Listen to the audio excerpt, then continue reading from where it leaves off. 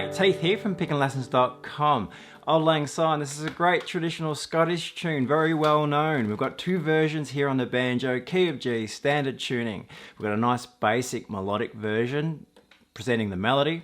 Then we go up the neck and we're playing a chord melody variation, bit harder to play, more advanced. So in a moment we're going to break down the basic melody here in this video, but if you head to pickinglessons.com, you're able to grab yourself a copy of the tablature that we're working with. Has all the fingering and chords notated through there. In the member section you'll also find the breakdown for the chord melody variation, so we'll break that down in a lesson as well, plus a backing and play along track too, so pickinglessons.com. Let's start out with this basic melody played in a melodic style. We'll have a look at what's going on there just to get us going with the tune. 1, 2, 3, 4, 1, 2, 3.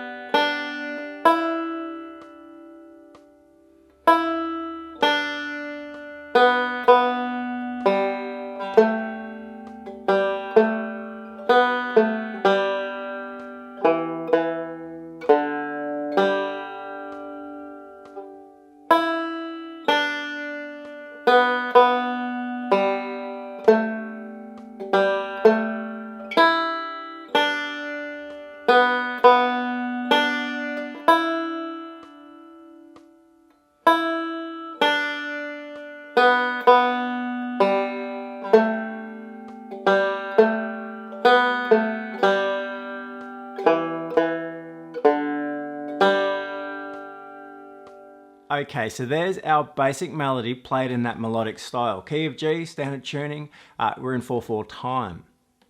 The things to really keep an eye on here is just some of the fingering combinations for the right hand. There's a little bit of movement for the left hand. So as we kick it off, we're in the 4th fret there. You could use your first finger if you wish, because then we're going to go over to fret 7.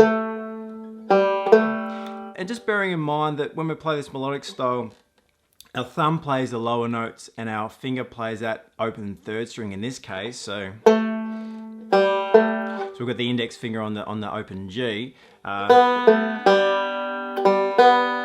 little bit of a roll through there. It's all pretty straightforward. There's only a couple little moments you need to watch, and we're coming up to that in the 2nd line here. So measure 5. When we have that rhythm and we have 2 notes on the same, well, 2 of the same notes in this case, so we've got the open D and then 2 open Bs. To play those, what I'd suggest that we do is finish with our thumb on the downbeat.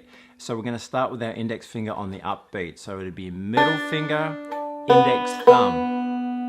Just to help us maintain that rhythm. It's a slow tempo. You could probably just go thumb, thumb, but it's not a bad exercise to get into that idea of index thumb in this style of rhythm. So the index thumb and then thumb again.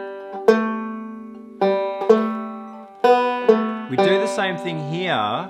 Index thumb, thumb, then index to finish. So that particular rhythm there with a dotted quarter, but then the 8th note into a quarter note on the same note. So in that case was the E. So index and thumb. Then thumb again on that final beat. So that's kind of what you need to watch here. It doesn't get much harder than that. As we move through the 2nd half into the chorus, same idea with the rhythm. We're spending a lot of time in this melodic position, or what I call a melodic position. It really features our melodic G scale position there. And our 3rd finger can play that 7th fret, 1st finger can play that 5th fret. That's all we really need to know. A lot of open strings. Watch the rhythm, index thumb, sorry.